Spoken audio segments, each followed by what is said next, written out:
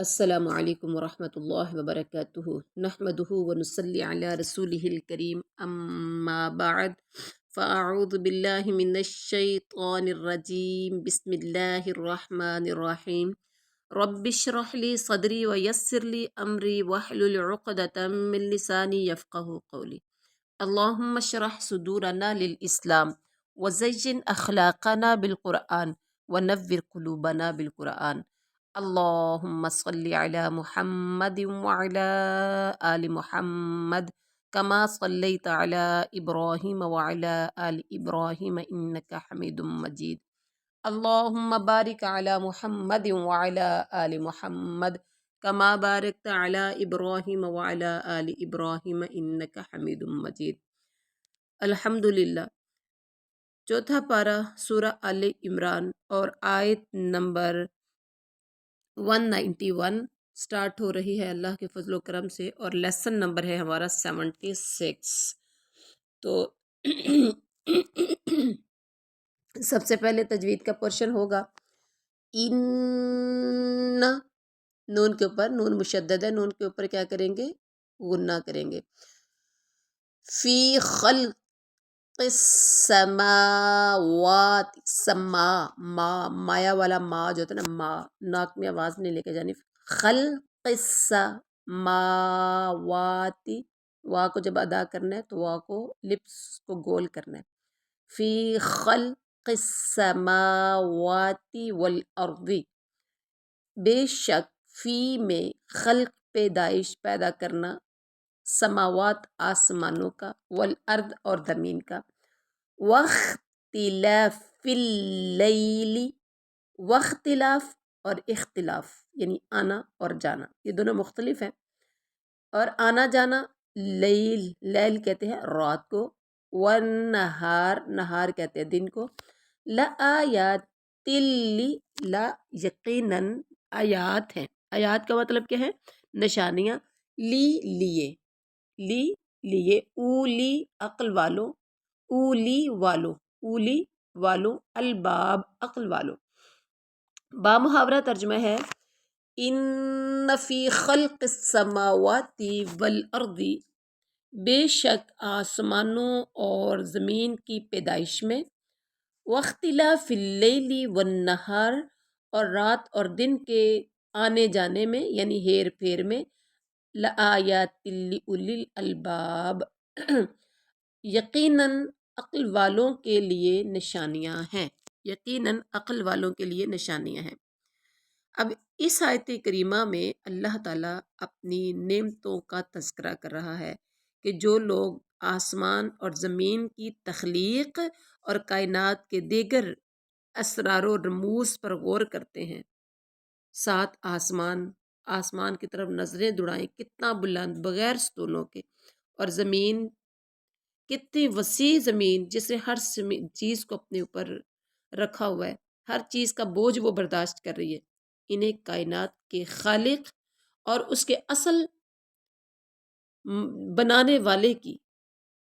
معرفت حاصل ہو جاتی ہے اگر ان کو غور سے دیکھیں، اور اللہ والے سمجھ جاتے ہیں کہ اتنی طویل و عریض کائنات کا یہ لگا بندہ نظام جس میں ذرا خلل واقع نہیں ہوتا، یقیناً اس کے پیچھے ایک ذات ہے جو اسے چلا رہی ہے اور اس کی تدبیر کر رہی ہے، اور وہ ہے اللہ کی ذات۔ آگے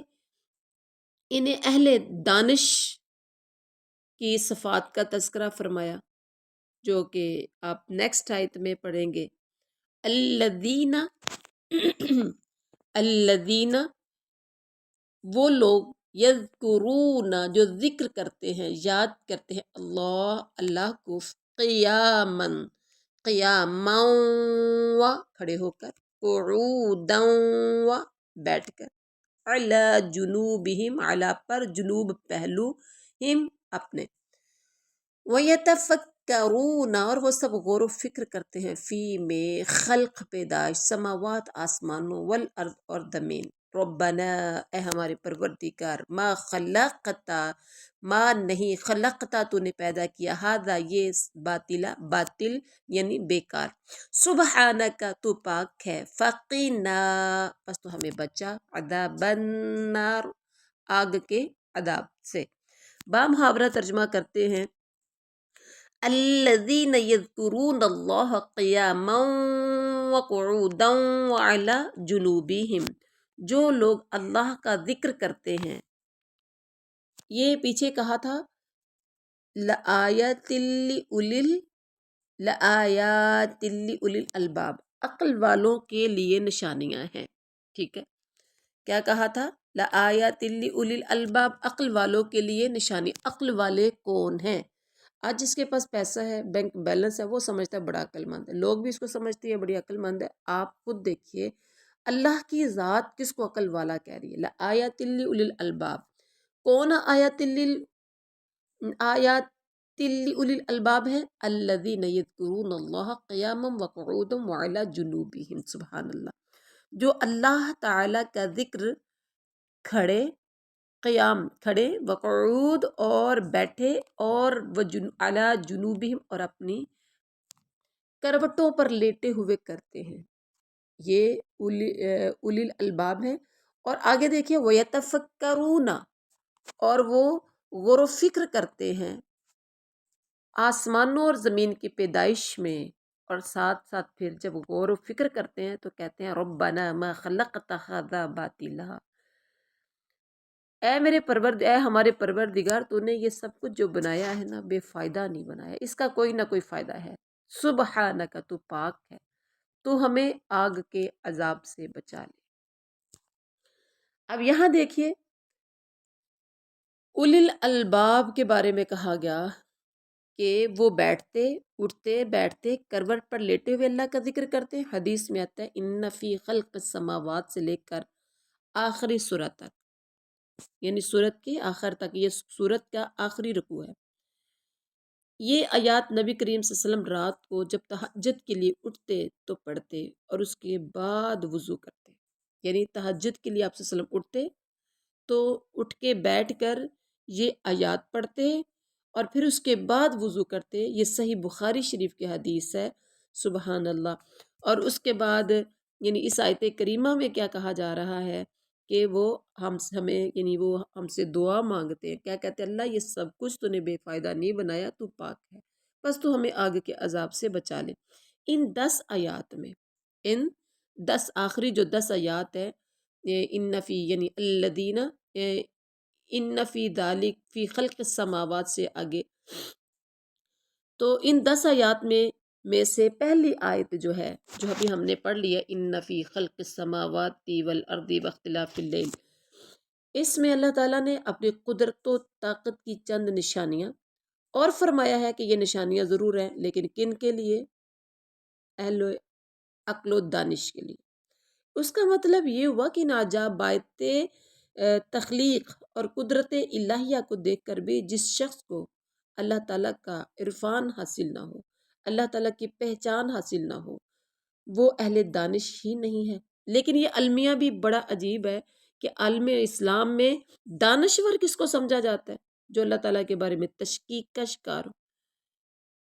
ٹھیک ہے۔ دوسری آیت میں اہل دانش کے ذوق ذکر الہی اور ان کا آسمان و زمین کی تخلیق میں غور و فکر کرنے کا بیان ہے، جیسے کہ حدیث میں بھی آتا ہے، نبی صلی اللہ علیہ وسلم نے فرمایا کھڑے ہو کر نماز پڑھو، اگر کھڑے ہو کر نہیں پڑھ سکتے تو بیٹھ کر، اور اگر بیٹھ کر بھی نہیں پڑھ سکتے تو کروٹ کے بر لیٹے لیٹے ہی نماز پڑھ لو۔ صحیح بخاری کتاب الصلاۃ ہے۔ ایسے لوگ جو ہر وقت اللہ کو یاد کرتے ہیں اور آسمان و زمین کی تخلیق اور اس کی حکمتوں پر غور کرتے ہیں، جسے خالق کے کائنات کی عظمت و قدرت، اس کا علم و اختیار اور اس کے رحمت و ربوبیت کی صحیح معرفت انہیں حاصل ہوتی ہے، تو وہ بے اختیار پکار اٹھتے ہیں کہ رب کائنات نے یہ کائنات یوں ہی بے مقصد نہیں بنائی، بلکہ یہ کائنات بنانے کا کوئی نہ کوئی مقصد تھا، اور اس سے مقصد بندوں کا امتحان ہے۔ جو امتحان میں کامیاب ہو گیا اس کے لیے ہمیشہ ہمیشہ کی جنت کی نعمتیں ہوں گی، اور جو ناکام ہوا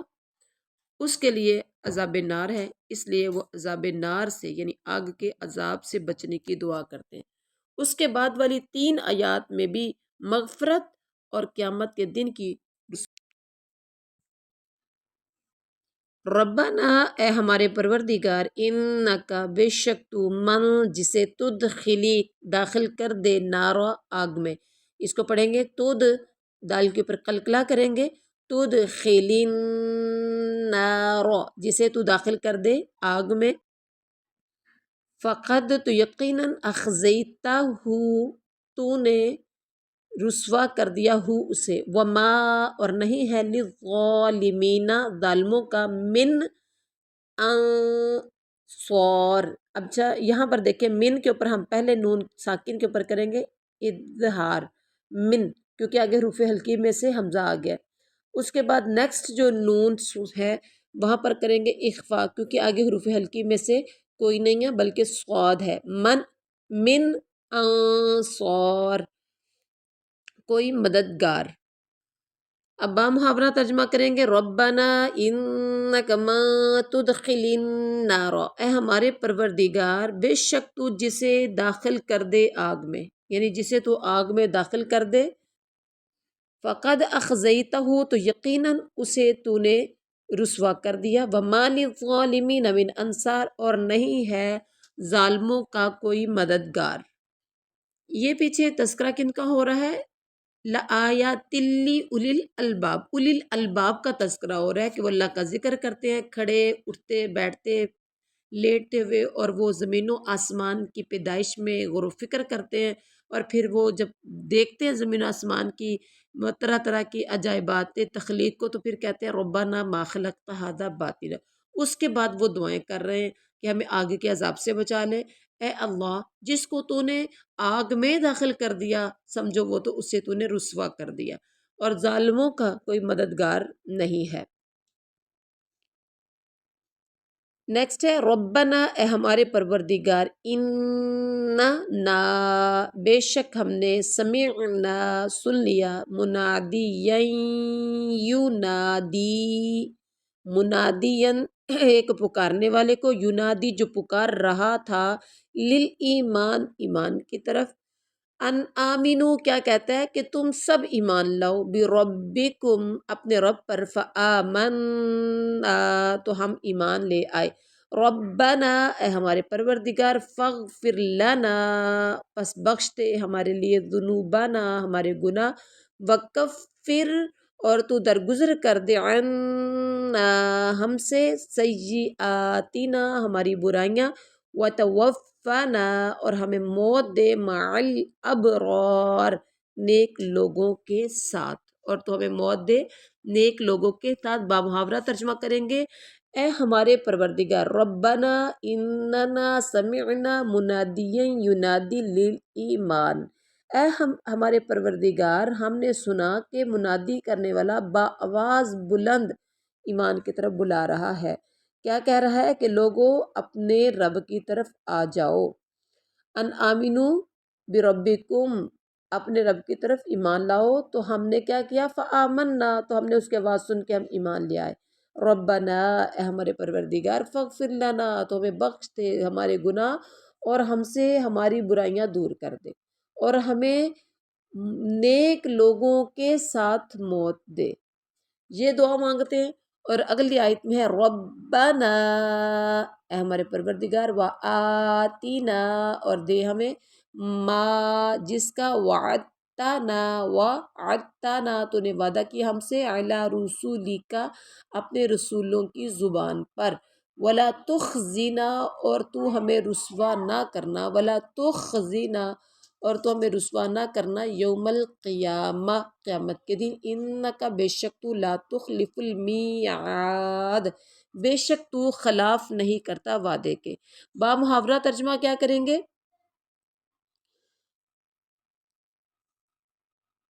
ربنا وآتنا ما وعدتنا علی رسولک. ٹھیک ہے یہ اولو الالباب یہ بھی دعا مانگتے اے ہمارے پروردگار ہمیں وہ دے جس کا تو نے ہم سے وعدہ کیا ہے اپنے رسولوں کی زبانی اور ہمیں ولا تخزنا یوم القیامہ اور قیامت کے دن ہمیں رسوا نہ کرنا. انک لا تخلف المیعاد بے شک تو وعدوں کے خلاف بے شک تو وعدہ خلافی نہیں کرتا. ٹھیک ہے، یہ بھی اولو الالباب دعا مانگ رہے ہیں۔ اور نیکسٹ آیت میں کیا دعا ہے؟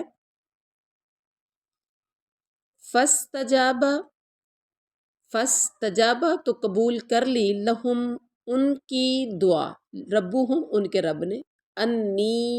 لا اضیع کہ بے شک میں نہیں ضائع کروں گا، لا اضیع نہیں میں ضائع کروں گا، عمل عامل منکم، عمل عامل کسی عامل کا، یعنی کسی عمل کرنے والے کا عمل، منکم تم میں سے۔ اب اس کو عربی پڑھیں گے اس کی، عامل منکم، اچھا منکم پہ بھی نہیں چھوڑیں گے، کم من ذکرن، ٹھیک ہے، تم منکم تم میں سے، من ذکرن کوئی مرد ہو، او انثا یا کوئی عورت ہو، بعضکم تمہارا بعض، من بعضکم عربی پڑھیں گے، بعضکم من بعض تمہارا بعض بعض میں سے ہے، یعنی یہی سب برابر ہے۔ والذین پس جن لوگوں نے ہاجروا ہجرت کی، واخرجوا اور وہ سب نکالے گئے، من دیارہم اپنے گھروں سے، وَأُذُوا اور وہ سب ستائے گئے، فی سبیلی میری راہ میں، وَقَاتَلُوا اور صبر جنگ کی، وَقُتِلُوا اور وہ سب مارے گئے، لَأُكَفِّرَنَّ پس میں ضرور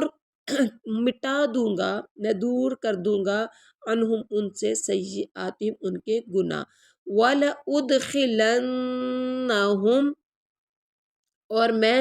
ضرور داخل کروں گا، ہم انہیں، جنات ایسی جنتوں میں، تجری کے بہتی ہیں، من تحتی الانہار جن کے نیچے سے نہریں، ثوابا من عند اللہ، ثوابا من عند اللہ بدلہ ہے اللہ کی طرف سے، واللہ اور اللہ عندہ اس کے پاس، حسن الثواب بہترین بدلہ ہے۔ اب با محاورہ ترجمہ کیا ہے؟ یہاں دیکھیں، فاستجاب لهم ربهم انی لا اضیع عمل عامل منکم من ذکر او انثی پس ان کے رب نے ان کی دعا قبول کر لی کہ تم میں سے کسی کام کرنے والے کا کام، یعنی تم میں سے کسی عمل کرنے والے کا عمل، خواہ وہ مرد ہو یا عورت، میں ضائع نہیں کروں گا، ٹھیک ہے۔ اور اس کے بعد بعضکم من بعد، بعضکم من بعد تم آپس میں، یعنی بعض تمہارا بعض سے ہے، مطلب تم آپس میں ایک دوسرے کے ہم جنس ہو، اس لیے فالذین ہاجروا پس جن لوگوں نے ہجرت کی، وَأُخْرِجُوا مِن دِيَارِهِمْ اور اپنے گھروں سے نکال دیے گئے، وَأُذُوا فِي سَبِيلِي اور وہ جنہیں میری راہ میں تکلیف پہنچائی گئی، وَقَاتَلُوا وَقُتِلُوا اور جنہوں نے جہاد کیا اور وہ شہید کیے گئے، تو ہوگا کیا؟ لَأُكَفِّرَنَّ عَنْهُمْ سَيِّئَاتِهِمْ میں ضرور ان کی برائیاں ان سے دور کر دوں گا، وَلَأُدْخِلَنَّهُمْ جَنَّاتٍ تَجْرِي مِن تَحْتِهَا الْأَنْهَارُ اور یقیناً انہیں ان جنتوں میں داخل کروں گا جن کے نیچے نہریں بہہ رہی ہیں، ثوابا من عند اللہ یہ ہے ثواب اللہ کی طرف سے، واللہ عندہ حسن الثواب اور اللہ ہی کے پاس بہترین ثواب ہے۔ اب یہاں دیکھیے، فاستجابا لہم ربہم انی لا اضیع، پچھلی آیات میں دعائیں مانگی جا رہی تھیں رب کریم سے، اور وہ مانگنے والے کون تھے؟ اولو الالباب تھے۔ تو اس آیت میں اللہ نے فرمایا کہ ان کے رب نے ان کی دعا قبول فرما لی، ٹھیک ہے۔ فاستجابا یہاں اجابا یعنی قبول فرما لی کے معنوں میں ہے۔ اس کے بعد اللہ تعالیٰ نے کہا کہ کوئی بھی عمل کرنے والا عمل کرے، وہ خواہ وہ مرد ہو یا عورت ہو، خواہ وہ مرد ہو یا عورت کو، اللہ کسی کا کام ضائع نہیں کرتا۔ مرد ہو یا عورت کی وضاحت اس لیے کر دی کہ اسلام نے بعض معاملات میں مرد اور عورت کے درمیان ان کے ایک دوسرے سے مختلف فطری اوصاف کی بنا پر جو فرق کیا ہے، مثلا قوامیت و حاکمیت مرد کی ہے، کسب معاش کی ذمہ داری مرد کی ہے، جہاد میں حصہ لینے اور وراثت میں نصف حصہ ملنا ہے وہ بھی مرد کے حصے میں ہے، اس سے یہ نہ سمجھا جائے کہ نیک اعمال کی جزا میں بھی شاید مرد و عورت کے درمیان کوئی فرق کیا جائے گا۔ نہیں، ایسا نہیں ہوگا، بلکہ ہر نیکی کا جو اجر ایک مرد کو ملے گا، وہ نیکی اگر کوئی عورت کرتی ہے تو اس کے بھی حصے میں وہی اجر آئے گا۔ سبحان اللہ۔ اور آگے فرمایا تم میں سے بعض تمہارا بعض سے ہے، ٹھیک ہے، مطلب تم آپس میں ایک دوسرے کے ہم جنس ہو، یعنی یہ جملہ معترضہ ہے اور اس کا مقصد پچھلے نقطے کی وضاحت کرنا ہے، یعنی اجر و اطاعت میں تو مرد اور عورت ایک ہی ہو، یعنی ایک ہی جیسے ہو۔ بعض روایات میں کہ تم میں سلمہ رضی اللہ تعالی عنہا نے ایک مرتبہ عرض کیا، یا رسول اللہ تعالیٰ نے ہجرت کے سلسلے میں عورتوں کا نام نہیں لیا، تو اس پر یہ آیت نازل ہوئی، ٹھیک ہے، اس لیے یہ آیت نازل ہوئی ہے کہ کوئی مرد ہو یا عورت ہو، تم آپس میں ایک بعض تمہارا بعض سے ہے، یعنی تم آپس میں ہم جنس ہو۔ اس لیے وہ لوگ جنہوں نے ہجرت کی اپنے گھروں میں سے نکالے گئے اور جنہیں میری راہ میں تکلیف دی گئی، جنہوں نے جہاد کیا اور شہید کیے گئے، میں انہیں ضرور بھی ضرور ایسی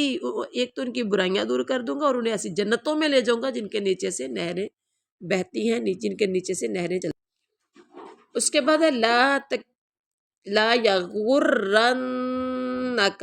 ہرگز دھوکے میں نہ ڈالے آپ کو، لا یغرنک، ہرگز دھوکے میں نہ ڈالے آپ کو، تقلب الذین،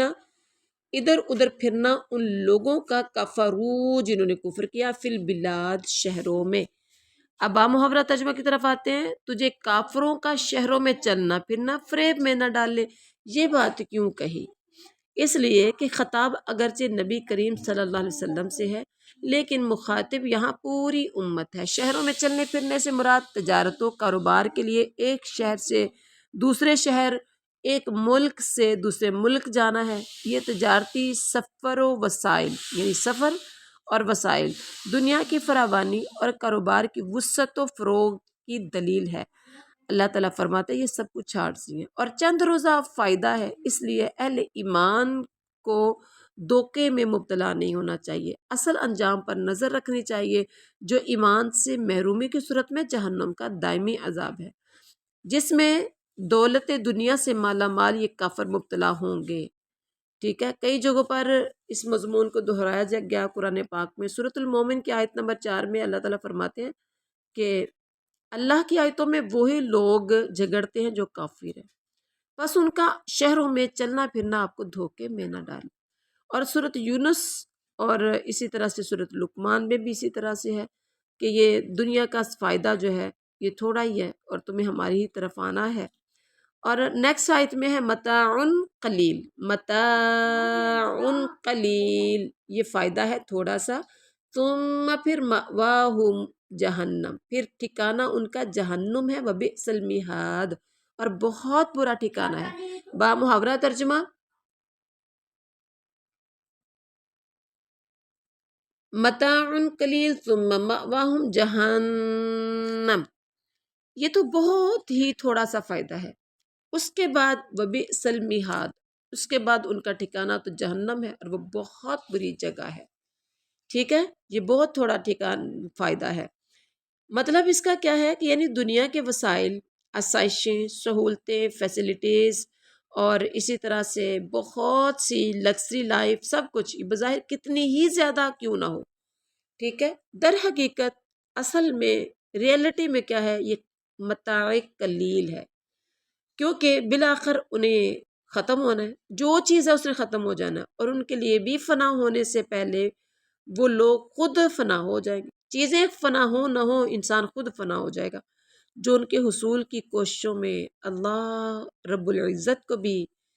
فراموش انسان کر بیٹھتا ہے، اور ہر قسم کے اخلاقی ضابطوں اور اللہ کی حدود کو بھی انسان پامال کر جاتا ہے، تو یہ سب ختم ہونے والی چیزیں ہیں۔ اور اس کے بعد کیا فرمایا، لیکن الذین اتقوا، لیکن جو لوگ ڈرتے ہیں ربہم اپنے رب سے، لہم ان کے لیے جناتوں تجری، ایسی جنتیں ہیں کہ چلتی ہیں من تحتها الانہار، ان کے نیچے سے نہریں، خالدین فیہا، وہ ہمیشہ ہمیشہ رہنے والے ہیں ان میں، نزلا من عند اللہ، مہمانی ہے یہ اللہ کی طرف سے، وما عند اللہ، اور جو کچھ اللہ کے پاس ہے، خیر للابرار، خیر وہ بہتر ہے، للابرار نیکوں کاروں کے لیے۔ اب یہاں دیکھیے با محاورہ ترجمہ کیا ہے؟ لیکن الذین اتقوا ربہم، پیچھے کہا کہ یہ تو بہت تھوڑا فائدہ ہے، اس کے بعد ان کا ٹھکانہ جہنم اور بڑی بری جگہ، اور ساتھ ہی فرمایا لیکن جو لوگ اپنے رب سے ڈرتے ہیں، یعنی جنار جہنم کس کا نہیں ہے، یا بئس المہاد، بہت بری جگہ جو جہنم ان کا ٹھکانہ، وہ کن کے لیے نہیں ہے؟ جو اللہ رب العزت سے ڈرتے ہیں، ان کے لیے ایسی جنتیں ہیں کہ جن کے نیچے نہریں چلتی ہیں، سبحان اللہ، اور پھر وہ عارضی نہیں ہوں گی، خالدین فیہا نزلا من عند اللہ، ہمیشہ ہمیشہ رہیں گے، یہ مہمان نوازی ہوگی اللہ کی طرف سے، اور جو کچھ اللہ کے پاس ہے وہ بہت بہتر ہے نیکوکاروں کے لیے۔ اب اس آیت کریمہ میں پچھلے لوگوں کے برعکس فرمایا نا، دنیا کی وسائل، آسائشیں، سہولتیں سب عارضی، حتیٰ کہ انسان خود بھی عارضی ہے، پتہ ہی کوئی نہیں کب ختم ہو جانا ہے۔ انسان کے ختم یعنی چیزوں کے ختم ہونے سے پہلے انسان ختم ہو جاتا ہے۔ تو یہاں پر اس آیت کریمہ میں فرمایا گیا جو شخص تقوی اور خدا خوفی کی زندگی گزارتا ہے، اللہ تبارک و تعالیٰ کی بارگاہ میں یہ لوگ حاضر ہوں گے، گویا دنیا ان کے پاس خدا فروشوں کی طرح دولت کے انبار اور رزق کی فراوانی نہ رہی ہوگی، دنیا میں جیسے تیسے چاہا زندگی گزار لی، اوکھی سوکھی زندگی گزار لی، بغیر نعمتوں بغیر آسائشوں کی زندگی جیسی، مگر ہوں گے کیا، دنیا میں تو ایسے ہی گزرے ہوں گے، لیکن ان کے دل میں اللہ کا ڈر اور تقویٰ تھا۔ اب اس تقوی اور اللہ کے ڈر کی وجہ سے یہ وہ لوگ ہوں گے کہ وہ اللہ کے مہمان ہوں گے، سبحان اللہ سبحان اللہ، جو تمام کائنات کا خالق و مالک ہے، اور وہاں ان ابرار نیک لوگوں کو جو اجر و ثواب ملے گا وہ اس سے بہت بہتر ہوگا جو دنیا میں کافروں کو عارضی طور پر ملتا ہے۔ اور ایک حدیث میں دنیا سجن المومن و جنت الکافر، دنیا مومن کے لیے قید خانہ اور کافر کی جنت ہے، جگہ جگہ پر مومن کے لیے پابندیاں ہیں اور کافر کے لیے کوئی پابندی نہیں ہے۔ اور نیکسٹ ہے وَإِنَّ مِنْ أَهْلِ الْكِتَابِ، اور بے شک اہل کتاب میں سے لَمَن يُؤْمِنُ، اب اس کو عربی پڑھیں گے، وَإِنَّ مِنْ أَهْلِ الْكِتَابِ لَمَن يُؤْمِنُ، من یؤمن باللہ، بعض وہ بھی ہے جو البتہ یؤمن ایمان رکھتا ہے اللہ پر، وما انزل، اور جو نازل کیا گیا الیکم تمہاری طرف، وما انزل، اور جو نازل کیا گیا الیہم ان کی طرف، یعنی تورات اور انجیل تمہاری طرف نازل کیا گیا، قرآن مجید ان کی طرف نازل ہوا تورات اور انجیل، خاشعین للہ، سب عاجزی کرنے والے ہیں اللہ کے لیے، لا یشترون، وہ سب نہیں سودا کرتے، بآیات اللہ، اللہ کی آیات کا، ثمناً قلیلا، تھوڑی قیمت میں، اولئک یہی لوگ ہیں، لہم ان کے لیے، اجروہم ان کا اجر ہے، عند ربہم ان کے رب کے ہاں، ان اللہ بے شک اللہ سریع الحساب جلد حساب لینے والا ہے۔ با محاورہ ترجمہ کی طرف آتے ہیں، یقیناً اہل کتاب میں سے بعض ایسے بھی ہیں جو اللہ پر اور اللہ پر ایمان لاتے ہیں، اور آپ کی طرف جو کچھ نازل کیا گیا اس پر بھی وہ ایمان لاتے ہیں، اور جو ان کی طرف نازل کیا گیا اللہ کی طرف سے اس پر بھی ایمان لاتے ہیں، اور پھر اس کے ساتھ کیا ہے، وہ اللہ سے ڈرتے، خاشعین للہ، وہ اللہ سے ڈرتے بھی ہیں، اور اللہ تعالیٰ کی آیتوں کو تھوڑی تھوڑی قیمت میں بیچتے نہیں ہیں، ان کا بدلہ ان کے رب کے پاس ہے، یقیناً اللہ جلد حساب لینے والا ہے۔ جی، تو اس آیت کریمہ میں اہل کتاب کے اس گروہ کا ذکر ہے جسے رسول اللہ صلی اللہ علیہ وسلم کی رسالت پر ایمان لانے کا شرف حاصل ہوا۔ ان کے بعد اور ایمانی صفات کا تذکرہ فرما کر اللہ تعالیٰ نے انہیں دوسرے اہل کتاب سے ممتاز کر دیا، جن کا مشن ہی اسلام، پیغمبر اسلام اور مسلمانوں کے خلاف سازشیں کرنا ہے۔ آیات الہی میں تحریف و تلبیس، تحریف و تبدیلی اور دنیا کے عارضی اور فانی مفادات کے لیے علم کو چھپانا، اللہ تعالیٰ نے فرمایا یہ مومنین اہل کتاب ایسے نہیں ہیں بلکہ یہ اللہ سے ڈرتے ہیں، اللہ سے ڈرتے ہیں۔ اللہ کی آیتوں کو تھوڑی تھوڑی قیمت پر بیچنے والے نہیں ہیں۔ اس کا مطلب یہ ہوا کہ جو علماء و مشائخ دنیاوی اغراض کے لیے اللہ کی آیات میں تحریف یا ان کے مفہوم کے بیان میں کمی بیشی کر دیتے ہیں، چینج کر دیتے ہیں، وہ ایمان اور تقوی سے محروم ہے۔ حافظ ابن کثیر نے لکھا ہے کہ آیت میں جن مومنین اہل کتاب کا ذکر ہے، یہود میں سے ان کی تعداد 10 تک بھی نہیں پہنچتی۔ البتہ عیسائی بڑی تعداد میں مسلمان ہوئے اور انہوں نے دین حق کو قبول فرما لیا۔ اس کے بعد نیکسٹ آیت میں ہے یا ایہا الذین، اے لوگو، آمنوا اصبروا، سب ایمان لائے ہو، اے ایمان والو صبر کرو یعنی ثابت قدم رہو، وصابروا، تم سب ایک دوسرے کو صبر کی تلقین کرو، ورابطوا، اور جہاد کے لیے سب کمر بستہ رہو، واتقوا اللہ، اور تم سب اللہ سے ڈرو، لعلکم تفلحون، تاکہ تم کامیاب ہو جاؤ، فلاح پا جاؤ۔ اب آپ محاورہ ترجمہ کیا کریں گے؟ یا ایھا الذین آمنوا اصبروا وصابروا ورابطوا، اے ایمان والو تم سب ثابت قدم رہو اور ایک دوسرے کو تھامے رکھو اور جہاد کے لیے تیار رہو، اور اللہ تعالیٰ سے ڈرتے رہا کرو تاکہ تم مراد کو پہنچ سکو، تاکہ تم فلاح پا جاؤ، کامیابی حاصل کر لو۔ اب یہاں پر دیکھیے اس آیت کریمہ میں صبر کی بات کی جائے، یا ایھا الذین آمنوا اصبروا، اے ایمان والو تم صبر کرو۔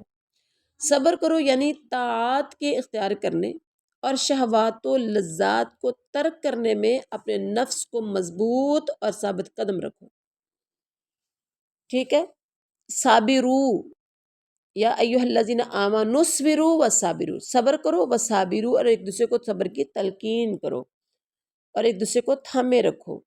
یعنی جنگ کی شدتوں میں دشمن کے مقابلے میں ڈٹے رہنا، اس کو کہتے ہیں مصابرہ۔